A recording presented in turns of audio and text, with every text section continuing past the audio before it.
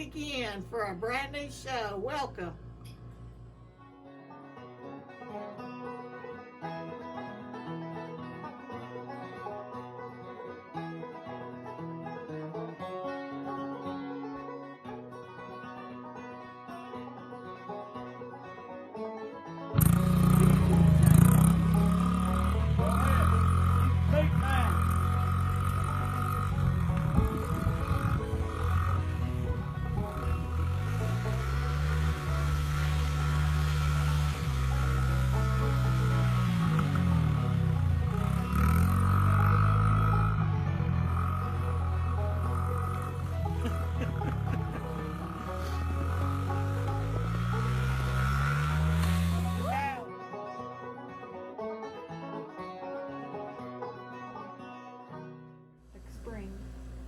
Oh, they just had a spring up right to put them holler. It was concreted in and everything and full of water. It stayed good and cold. That's where Mom and Daddy would keep their milk and stuff like that, keep it spoiled, because I was 7 years old when we got our first refrigerator. Go to the doctor that often. Well, the doctor we had come to the house anyway. He delivered us and everything else. I remember him delivering Norma. That was the baby one. And Daddy gave him a bushel of potatoes for delivering Norma. That's what his pay was. So what did you do in the winter if you had to go to the bathroom in the middle of the night or anything? You peed in a pot? We had a pot that we peed in, and it would still be frozen in the morning, wouldn't it? That's how cold the old house would get. It would still be cold. In the bedroom, it froze. We let the boys sleep in the bedroom where me and Wolf slept. It's a big bedroom. When they had a bed, and they went to bed one night with a fudgesicle. When they got up the next morning, it still froze just like it was when they went to bed with it. Gosh, I know. I'm a wiggle worm when I sleep. And I was a wiggling around and somehow got my hind end out from under the cover and got it against the wall, and it froze and pulled every bit of the skin off my hind end and chapped it. That's how cold it was. It was cold in the old house. And God help you if you slept near somebody peed in the bed. Oh, Lord. And I peed in the bed a lot. I ain't gonna lie. You were about 12-year-old when you quit. I wasn't 12 years old. Well, I'll tell you right now, I'm going on 62, and I peed in the bed the other night because I got to coughing and I couldn't get out of bed. And got my leg wrapped up that and peed all over it. And my gosh, honey. I don't know how you ever left you. Well, now, honey, they make them things called depends. Because when I got home out of the hospital after I lost all my muscle mass, I couldn't get up in time to make it to the bathroom because I didn't have no muscles. Shit, I wore me some depends. So that way you had to pee in that before you got to the bathroom. By the time you got there, you just done peeing.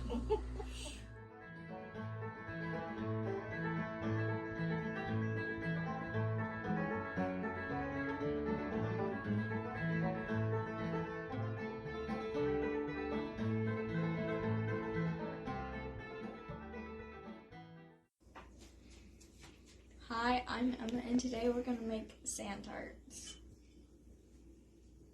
What was your first step? First, add 2 1/4 cups of sugar, and then add 4 cups of flour. You want to separate 5 egg yolks. Make sure you keep the whites. We'll be using them later. The yolks will end up going into the mixture that Emma was making.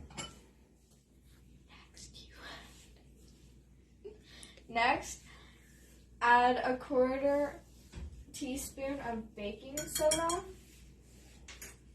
your 5 egg yolks,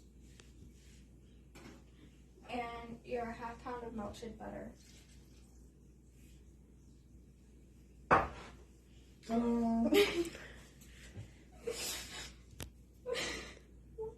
And then you're going to mix it.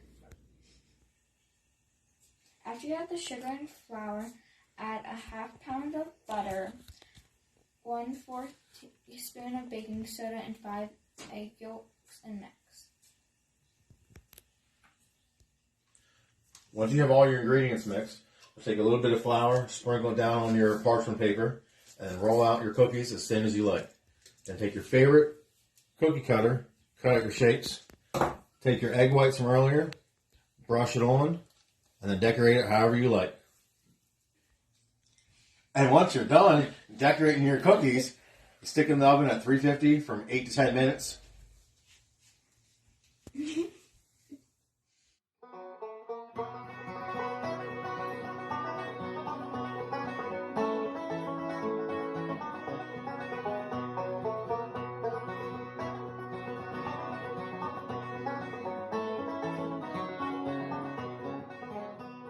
We're making a cat beanie, but we don't want to use like an expensive beanie, so we're using like one from Dollar Tree.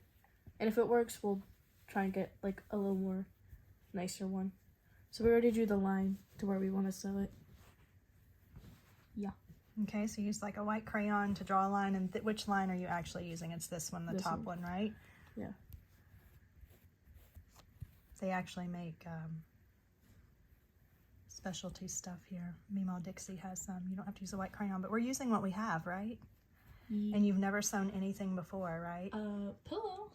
True, you did make a pillow once. All right, first attempt. Here we go. What's this extra strip? Keep pulling it through. I don't think it's all the way through. There you go. Here? Just follow your line. Pull straight down so you don't get it tangled.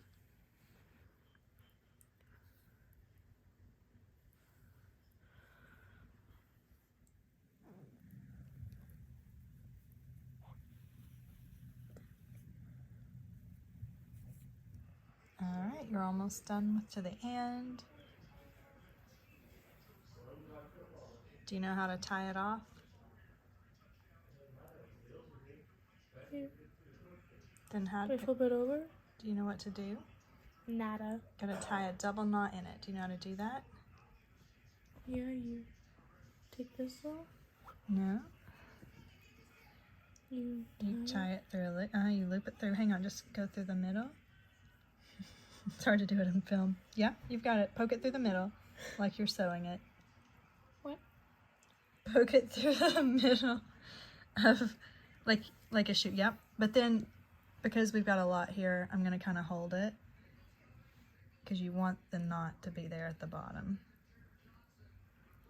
Okay, hang on. Go real slow because I want to get it as tight as we can. Good job. All right, you're gonna loop it through again and do the same thing.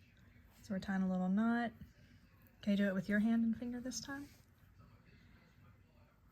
And you can get yours a lot closer. I was trying to film at the same time. Good. All right, now move your finger and go real slow because you want to get it as close as you can. Good job. Maybe do it one more. I don't think our two knots are tied together. Ideally, you get the two knots on top of each other. Oh, no, I need a little bit there. Okay, do your finger again, but try to get it on top of those two knots.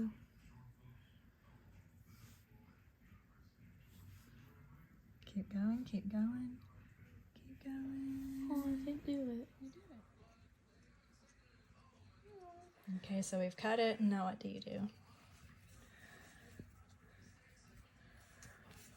You flip it. And then I can't be. All right, so you push out the corners.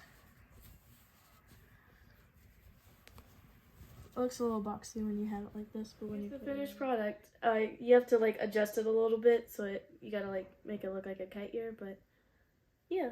So the goal is to make a beanie that looked like cat ears. Yep. And you also can make it look like a bunny and stuff.